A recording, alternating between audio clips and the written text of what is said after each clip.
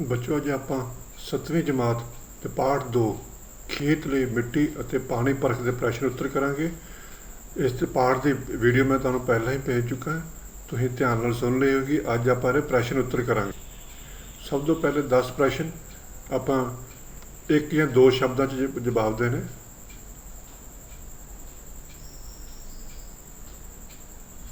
ਪਹਿਲਾ ਪ੍ਰਸ਼ਨ,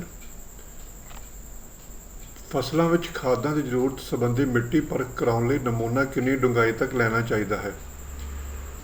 ਫਸਲਾਂ ਵਿੱਚ ਖਾਦਾਂ ਦੀ ਜ਼ਰੂਰਤ ਸੰਬੰਧੀ ਮਿੱਟੀ ਪਰਖ ਕਰਾਉਣ ਲਈ ਨਮੂਨਾ 6 ਇੰਚ ਦੀ ਡੂੰਘਾਈ ਤੱਕ ਲੈਣਾ ਚਾਹੀਦਾ ਹੈ। ਮਿੱਟੀ ਪਰਖ ਕਰਾਉਣ ਲਈ ਲਏ ਜਾਣ ਵਾਲੇ ਨਮੂਨੇ ਦੀ ਮਾਤਰਾ ਦੱਸੋ। ਮਿੱਟੀ ਪਰਖ ਕਰਾਉਣ ਲਈ ਅੱਧਾ ਕਿਲੋਗ੍ਰਾਮ ਨਮੂਨਾ ਭਰਨਾ ਚਾਹੀਦਾ ਹੈ। ਕਲਰ ਵਾਲੀਆਂ ਜ਼ਮੀਨਾਂ ਵਿੱਚੋਂ ਮਿੱਟੀ ਦਾ ਨਮੂਨਾ ਲੈਣ ਲਈ ਕਿੰਨਾ ਡੂੰਘਾ ਟੋਆ ਪੁੱਟਣਾ ਚਾਹੀਦਾ ਹੈ? ਬੱਚੋ, ਕਲਰ ਲਈ ਜ਼ਮੀਨਾਂ ਵਿੱਚੋਂ ਮਿੱਟੀ ਦਾ ਨਮੂਨਾ ਲੈਣ ਲਈ 3 ਫੁੱਟ ਡੂੰਘਾ ਟੋਆ ਪੁੱਟਣਾ ਚਾਹੀਦਾ ਹੈ। ਬਾਗ ਲਗਾਉਣ ਲਈ ਮਿੱਟੀ ਪਰਖ ਕਰਾਉਣ ਵਾਸਤੇ ਨਮੂਨਾ ਕਿੰਨੀ ਡੂੰਘਾਈ ਤੱਕ ਲੈਣਾ ਚਾਹੀਦਾ ਹੈ? ਬਾਗ ਲਗਾਉਣ ਲਈ ਮਿੱਟੀ ਪਰਖ ਕਰਾਉਣ ਵਾਸਤੇ ਨਮੂਨਾ 6 ਫੁੱਟ ਡੂੰਘਾ ਲੈਣਾ ਚਾਹੀਦਾ ਹੈ। ਅਗਲਾ ਪ੍ਰਸ਼ਨ, ਸਿੰਚਾਈ ਲਈ ਪਾਣੀ ਪਰਖ ਕਰਾਉਣ ਲਈ ਨਮੂਨਾ ਲੈਣ ਲਈ ਕਿੰਨਾ ਸਮਾਂ ਟਿਊਬਵੈੱਲ ਚਲਾਉਣਾ ਚਾਹੀਦਾ ਹੈ? ਬੱਚੋ, ਸਿੰਚਾਈ ਲਈ ਪਾਣੀ ਪਰਖ ਕਰਾਉਣ ਲਈ ਨਮੂਨਾ ਘੱਟੋ ਘੱਟ ਅੱਧਾ ਘੰਟਾ ਟਿਊਬਵੈੱਲ ਜ਼ਰੂਰ ਚਲਾਉਣਾ ਚਾਹੀਦਾ ਹੈ। ਮਿੱਟੀ ਅਤੇ ਪਾਣੀ ਪਰਖ ਕਿੰਨੇ ਸਮੇਂ ਬਾਅਦ ਕਰਵਾ ਲੈਣੀ ਚਾਹੀਦੀ ਹੈ? ਮਿੱਟੀ ਅਤੇ ਪਾਣੀ ਪਰਖ ਹਰ 3 ਸਾਲ ਬਾਅਦ ਕਰਵਾ ਲੈਣੀ ਚਾਹੀਦੀ ਹੈ। ਮਿੱਟੀ ਪਰਖ ਤੋਂ ਪਤਾ ਲੱਗਣ ਵਾਲੇ ਕੋਈ 2 ਲਘੂ ਤੱਤਾਂ ਦੇ ਨਾਮ ਲਿਖੋ। ਬੱਚੋ, ਜੇ ਮਿੱਟੀ ਪਰਖ ਕਰਾਉਂਦੇ ਤਾਂ ਆਪਾਂ ਨੂੰ ਜ਼ਿੰਕ, ਲੋਹਾ, ਮੈਗਨੀਜ਼ ਆਦਿ ਤੱਤਾਂ ਦਾ ਪਤਾ ਲੱਗਦਾ ਹੈ। ਮਿੱਟੀ ਪਰਖ ਤੋਂ ਪਤਾ ਲੱਗਣ ਵਾਲੇ ਕੋਈ 2 ਮੁੱਖ ਤੱਤਾਂ ਦੇ ਨਾਮ ਲਿਖੋ। ਜਿਹੜੇ ਮਿੱਟੀ ਪਰਖ 2 ਮੁੱਖ ਤੱਤ ਨਾਈਟ੍ਰੋਜਨ ਅਤੇ ਫਾਸਫੋਰਸ ਹਨ। ਕਿ ਪਾਣੀ ਦਾ ਨਮੂਨਾ ਲੈਣ ਲਈ ਵਰਤੀ ਜਾਣ ਵਾਲੀ ਬੋਤਲ ਨੂੰ ਸਾਬਣ ਨਾਲ ਧੋਣਾ ਚਾਹੀਦਾ ਹੈ? ਨਹੀਂ, ਪਾਣੀ ਦਾ ਨਮੂਨਾ ਲੈਣ ਲਈ ਸਾਨੂੰ ਪਾਣੀ ਨਾਲ ਬੋਤਲ ਨੂੰ ਨਹੀਂ ਧੋਣਾ ਚਾਹੀਦਾ, ਸਾਬਣ ਨਾਲ ਨਹੀਂ ਧੋਣਾ ਚਾਹੀਦਾ।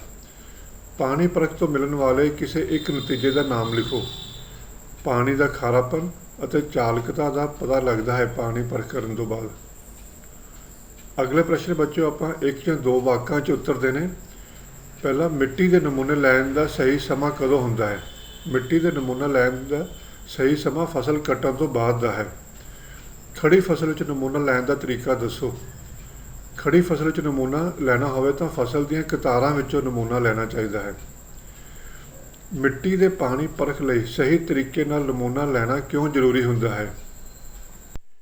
ਗਲਤ ਤਰੀਕੇ ਨਾਲ ਮਿੱਟੀ ਦੇ ਪਾਣੀ ਦਾ ਨਮੂਨਾ ਲੈ ਕੇ ਅਤੇ ਪਰਖ ਕਰਾਉਣ ਨਾਲ ਸਹੀ ਜਾਣਕਾਰੀ ਨਹੀਂ ਮਿਲਦੀ, ਇਸ ਲਈ ਨਮੂਨਾ ਸਹੀ ਤਰੀਕੇ ਨਾਲ ਹੀ ਲੈਣਾ ਚਾਹੀਦਾ ਹੈ। ਪੰਜਾਬ ਦੇ ਦੱਖਣ ਪੱਛਮੀ ਜ਼ਿਲ੍ਹਿਆਂ ਦੇ ਬਹੁਤ ਸਾਰੇ ਰਕਬੇ ਵਿੱਚ ਧਰਤੀ ਹੇਠਲੇ ਪਾਣੀ ਦੀ ਕੀ ਸਮੱਸਿਆ ਹੈ? ਪੰਜਾਬ ਦੇ ਦੱਖਣ ਪੱਛਮੀ ਜ਼ਿਲ੍ਹਿਆਂ ਦੇ ਬਹੁਤ ਸਾਰੇ ਰਕਬੇ ਵਿੱਚ ਧਰਤੀ ਹੇਠਲਾ ਪਾਣੀ ਲੂਣਾ ਜਾਂ ਖਾਰਾ ਹੈ। ਅਗਲਾ ਪ੍ਰਸ਼ਨ, ਮਿੱਟੀ ਦੇ ਨਮੂਨੇ ਦੀ ਥੈਲੀ ਉੱਪਰ ਕੀ ਜਾਣਕਾਰੀ ਲਿਖਣੀ ਚਾਹੀਦੀ ਹੈ? ਮਿੱਟੀ ਦੇ ਨਮੂਨੇ ਦੀ ਥੈਲੀ ਉੱਪਰ ਹੇਠ ਲਿਖੀ ਜਾਣਕਾਰੀ ਲਿਖਣੀ ਚਾਹੀਦੀ ਹੈ। ਖੇਤ ਦਾ ਨੰਬਰ, ਕਿਸਾਨ ਦਾ ਨਾਂ ਤੇ ਪਤਾ, ਨਮੂਨਾ ਲੈਣ ਦਾ ਤਰੀਕਾ। ਅਗਲਾ ਪ੍ਰਸ਼ਨ, ਬਾਗ ਲਗਾਉਣ ਲਈ ਮਿੱਟੀ ਦਾ ਨਮੂਨਾ ਲੈਣ ਸਮੇਂ ਰੋੜਾਂ ਜਾਂ ਕੰਕਰਾਂ ਦੀ ਤਹਿ ਮਿਲਣ 'ਤੇ ਕੀ ਕਰਨਾ ਚਾਹੀਦਾ ਹੈ? ਜੇਕਰ ਰੋੜਾਂ ਜਾਂ ਕੰਕਰਾਂ ਦੀ ਤਹਿ ਮਿਲ ਜਾਵੇ ਤਾਂ ਇਸ ਦਾ ਨਮੂਨਾ ਵੱਖਰਾ ਭਰਨਾ ਚਾਹੀਦਾ ਹੈ ਅਤੇ ਇਸ ਦੀ ਡੂੰਘਾਈ ਅਤੇ ਮੋਟਾਈ ਦੀ ਜਾਣਕਾਰੀ ਵੀ ਨੋਟ ਕਰਨੀ ਚਾਹੀਦੀ ਹੈ।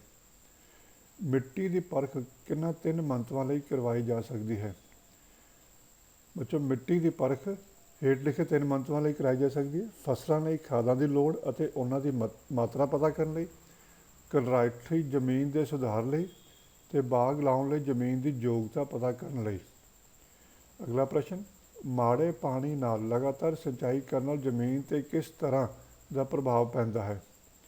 ਮਾੜੇ ਪਾਣੀ ਨਾਲ ਜ਼ਮੀਨ ਦੀ ਸਿੰਚਾਈ ਲਗਾਤਾਰ ਕੀਤੀ ਜਾਵੇ ਤਾਂ ਜ਼ਮੀਨ ਕਲਰਾਠੀ ਹੋ ਜਾਂਦੀ ਹੈ। ਜੋ ਬਾਗ ਲਗਾਉਣ ਲਈ ਮਿੱਟੀ ਪਰਖ ਕਰਾਉਣ ਸਮੇਂ ਇੱਕ ਜਗ੍ਹਾ ਤੋਂ ਕਿੰਨੇ ਨਮੂਨੇ ਲਏ ਜਾਂਦੇ ਹਨ? ਬਾਗ ਲਗਾਉਣ ਲਈ ਮਿੱਟੀ ਪਰਖ ਕਰਾਉਣ ਸਮੇਂ ਇੱਕ ਜਗ੍ਹਾ ਤੋਂ ਲਗਭਗ 6 ਤੋਂ 7 ਨਮੂਨੇ ਲਏ ਜਾਂਦੇ ਹਨ।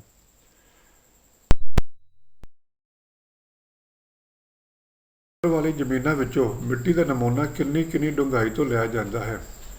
ਮਿੱਟੀ ਦਾ ਨਮੂਨਾ ਲੈਣ ਲਈ ਕਲਰ ਵਾਲੀ ਜ਼ਮੀਨਾਂ ਤੋਂ 3 ਫੁੱਟ ਡੂੰਘਾ ਟੋਆ ਪੁੱਟਿਆ ਜਾਂਦਾ ਹੈ, ਜਿਸ ਵਿੱਚੋਂ 0 ਤੋਂ 6, 6 ਤੋਂ 12, 12 ਤੋਂ 24 ਅਤੇ 24 ਤੋਂ 36 ਇੰਚ ਡੂੰਘਾਈ ਤੋਂ ਨਮੂਨੇ ਲਏ ਜਾਂਦੇ ਹਨ। ਬੱਚੋ, ਹੁਣ ਆਪਾਂ ਜਿਹੜੇ ਪ੍ਰਸ਼ਨ ਇਹਨਾਂ ਦੇ ਉੱਤਰ 4 ਜਾਂ 5 ਵਾਕਾਂ 'ਚ ਦੇਣੇ ਹਨ। ਮਿੱਟੀ ਪਰਖ ਦੀ ਮਹੱਤਤਾ ਬਾਰੇ ਲਿਖੋ। ਵੱਧ ਝਾੜ ਤੇ ਗੁਣਵੱਤਾ ਲਈ ਵਾਲੀ ਫਸਲ ਪ੍ਰਾਪਤ ਕਰਨ ਲਈ ਖੇਤ ਦੀ ਮਿੱਟੀ ਦੀ ਪਰਖ ਕਰਾਉਣੀ ਚਾਹੀਦੀ ਹੈ।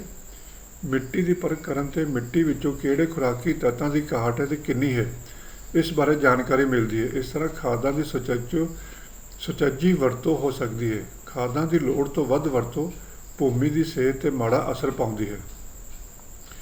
ਮਿੱਟੀ ਪਰਖ ਕਰਾਉਣ 'ਤੇ ਸਾਨੂੰ ਭੂਮੀ ਦੀ ਉਪਜਾਊ ਸ਼ਕਤੀ, ਜੈਵਿਕ ਮਾਦਾ, ਖਾਰੀ ਅੰਗ, ਜ਼ਰੂਰੀ ਤੱਤਾਂ ਦੀ ਮਾਤਰਾ ਦਾ ਪਤਾ ਲੱਗਦਾ ਹੈ। ਇਸ ਤਰ੍ਹਾਂ ਮਿੱਟੀ ਦੀ ਪਰਖ ਦੀ ਬਹੁਤ ਮਹੱਤਤਾ ਹੈ। ਤਾਂ ਕਿ ਬਾਗ ਲਗਾਉਣ ਲਈ ਮਿੱਟੀ ਪਰਖ ਕਰਾਉਣ ਵਾਸਤੇ ਨਮੂਨਾ ਲੈਣ ਦਾ ਢੰਗ ਦੱਸੋ। ਜ਼ਮੀਨ ਦੀ ਉੱਪਰਲੀ ਪੱਧਰ ਤੋਂ 6 ਫੁੱਟ ਦੀ ਡੂੰਘਾਈ ਤੱਕ ਨਮੂਨਾ ਲਿਆ ਜਾਂਦਾ ਹੈ। ਇਸ ਦਾ ਇੱਕ ਪਾਸਾ ਸਿੱਧਾ ਤੇ ਇੱਕ ਪਾਸਾ ਤਿਰਛਾ ਹੋਣਾ ਚਾਹੀਦਾ ਹੈ। ਇਹ ਚਿੱਤਰ ਵਿੱਚ ਦਿਖਾਏ ਅਨੁਸਾਰ ਲੈਣਾ ਚਾਹੀਦਾ ਹੈ। ਪਹਿਲਾ ਨਮੂਨਾ 6 ਇੰਚ ਤੱਕ ਅਤੇ ਫਿਰ 6 ਇੰਚ ਤੋਂ 1 ਫੁੱਟ ਤੱਕ, ਫਿਰ 1 ਤੋਂ 2 ਫੁੱਟ ਤੱਕ, 2 ਤੋਂ 3 ਫੁੱਟ ਤੱਕ, 3 ਤੋਂ 4 ਫੁੱਟ ਤੱਕ, 4 ਤੋਂ 5 ਫੁੱਟ ਅਤੇ 5 ਤੋਂ 6 ਫੁੱਟ ਤੱਕ, ਅਰਥਾਤ ਹਰ ਇੱਕ ਫੁੱਟ ਤੇ ਨਿਸ਼ਾਨ ਤੱਕ ਨਮੂਨਾ ਲਿਆ ਜਾਂਦਾ ਹੈ। ਬੱਚੋ, ਤੁਹਾਨੂੰ ਪਤਾ ਹੀ ਹੈ ਕਿ 1 ਫੁੱਟ 12 ਇੰਚ ਦੇ ਬਰਾਬਰ ਹੁੰਦਾ ਹੈ। ਨਮੂਨਾ ਟੋਏ ਦੇ ਸਿੱਧੇ ਪਾਸੇ ਤੋਂ ਖੁਰਪੇ ਦੀ ਸਹਾਇਤਾ ਨਾਲ ਲਿਆ ਜਾਣਾ ਚਾਹੀਦਾ ਹੈ। 1 ਇੰਚ ਮੋਟੀ ਮਿੱਟੀ ਦੀ ਤਹਿ ਇਕਸਾਰ ਉਤਾਰੀ ਜਾਵੇ।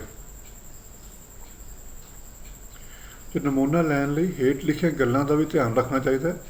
ਜੇ ਰੋੜਾਂ ਜਾਂ ਕੰਕਰਾਂ ਵਾਲੀ ਤਹਿ ਹੋਵੇ ਤਾਂ ਇਸ ਦਾ ਨਮੂਨਾ ਵੱਖਰਾ ਭਰਨਾ ਚਾਹੀਦਾ ਹੈ ਤੇ ਇਸ ਦੀ ਡੂੰਘਾਈ ਤੇ ਮੋਟਾਈ ਨੋਟ ਕਰ ਲੈਣੀ ਚਾਹੀਦੀ ਹੈ।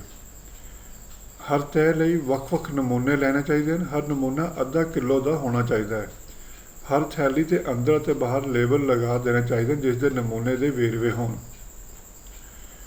ਅਗਲਾ ਪ੍ਰਸ਼ਨ, ਟਿਊਬਵੈੱਲ ਦੇ ਪਾਣੀ ਦਾ ਸਹੀ ਨਮੂਨਾ ਲੈਣ ਦਾ ਤਰੀਕਾ ਲਿਖੋ। ਟਿਊਬਵੈੱਲ ਦਾ ਬੋਰ ਕਰਨ ਸਮੇਂ ਪਾਣੀ ਦਾ ਹਰ ਇੱਕ ਸਤ੍ਹਾ ਤੋਂ ਪ੍ਰਾਪਤ ਨਮੂਨੇ ਦੀ ਪਰਖ ਕਰਾਉਣੀ ਚਾਹੀਦੀ ਹੈ। ਪਾਣੀ ਦਾ ਨਮੂਨਾ ਲੈਣ ਲਈ ਟਿਊਬਵੈੱਲ ਤੋਂ ਅੱਧਾ ਘੰਟਾ ਚਲਾਉਣਾ ਚਾਹੀਦਾ ਹੈ। ਪਾਣੀ ਦਾ ਨਮੂਨਾ ਸਾਫ਼ ਬੋਤਲ ਵਿੱਚ ਲੈਣਾ ਚਾਹੀਦਾ ਹੈ। ਬੋਤਲ ਉੱਪਰ ਅੱਗੇ ਲਿਖੀ ਸੂਚਨਾ ਦਾ ਪਰਚਾ ਚਿਪਕਾ ਦੇਣਾ ਚਾਹੀਦਾ ਹੈ। ਪਿੰਡ ਦਾ ਨਾਮ, ਕਿਸਾਨ ਦਾ ਨਾਮ, ਪਿੰਡ ਤੇ ਡਾਕਖਾਨਾ, ਬਲਾਕ, ਤਹਿਸੀਲ, ਜ਼ਿਲ੍ਹਾ, ਪਾਣੀ ਦੀ ਡੂੰਘਾਈ, ਮਿੱਟੀ ਦੀ ਕਿਸਮ ਜਿਸ ਨੂੰ ਪਾਣੀ ਲੱਗਦਾ ਹੈ, ਜਿਸ ਫਸਲ ਨੂੰ ਪਾਣੀ ਲਾਉਣਾ ਹੈ। ਬੋਤਲ ਨੂੰ ਸਾਫ਼ ਕਾਰਕ ਲਾ ਕੇ ਚੰਗੀ ਤਰ੍ਹਾਂ ਬੰਦ ਕਰ ਦਿਓ ਅਤੇ ਪ੍ਰਯੋਗਸ਼ਾਲਾ ਵਿੱਚ ਭੇਜ ਦਿਓ। ਬੋਤਲ ਨੂੰ ਸਾਬਣ ਜਾਂ ਕੱਪੜੇ ਧੋਣ ਵਾਲੇ ਸੋਡੇ ਨਾਲ ਸਾਫ਼ ਨਹੀਂ ਕਰਨਾ ਚਾਹੀਦਾ। ਮਿੱਟੀ ਅਤੇ ਪਾਣੀ ਦੀ ਪਰਖ ਕਿੱਥੋਂ ਕਰਵਾਈ ਜਾ ਸਕਦੀ ਹੈ? ਮਿੱਟੀ ਅਤੇ ਪਾਣੀ ਦੀ ਪਰਖ ਕਿਸੇ ਨੇੜੇ ਦੀ ਮਿੱਟੀ ਪਰਖ ਪ੍ਰਯੋਗਸ਼ਾਲਾ ਤੋਂ ਕਰਵਾਈ ਜਾ ਸਕਦੀ ਹੈ।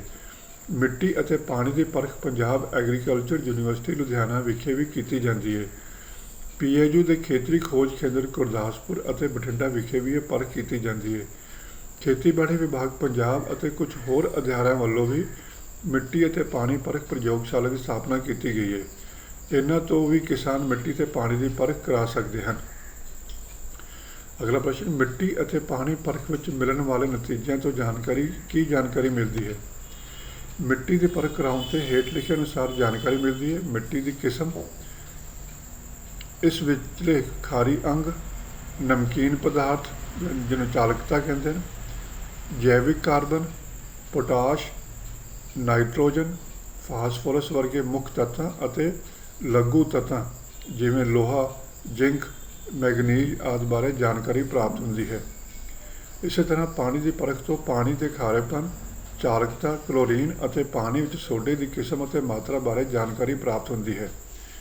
ਮਿੱਟੀ ਅਤੇ ਪਾਣੀ ਦੀ ਪਰਖ ਹਰ 3 ਸਾਲ ਬਾਅਦ ਕਰਾਉਂਦੇ ਰਹਿਣਾ ਚਾਹੀਦਾ ਹੈ। ਬੱਚੋ, ਇਹ ਸੀ ਤੁਹਾਡੇ ਪਾਠ ਦੇ ਪ੍ਰਸ਼ਨ ਉੱਤਰ। ਇਹਨੂੰ ਸਾਰਿਆਂ ਨੂੰ ਧਿਆਨ ਨਾਲ ਇੱਕ ਵਾਰ ਦੁਬਾਰਾ ਸੁਣ ਕੇ ਆਪਣੀ ਕਾਪੀ 'ਚ ਉਤਾਰ ਕੇ ਆਪਣੇ ਅਧਿਆਪਕ ਸਾਹਿਬਾਨ ਤੋਂ ਜ਼ਰੂਰ ਚੈੱਕ ਕਰਵਾਉਣਾ। ਧੰਨਵਾਦ।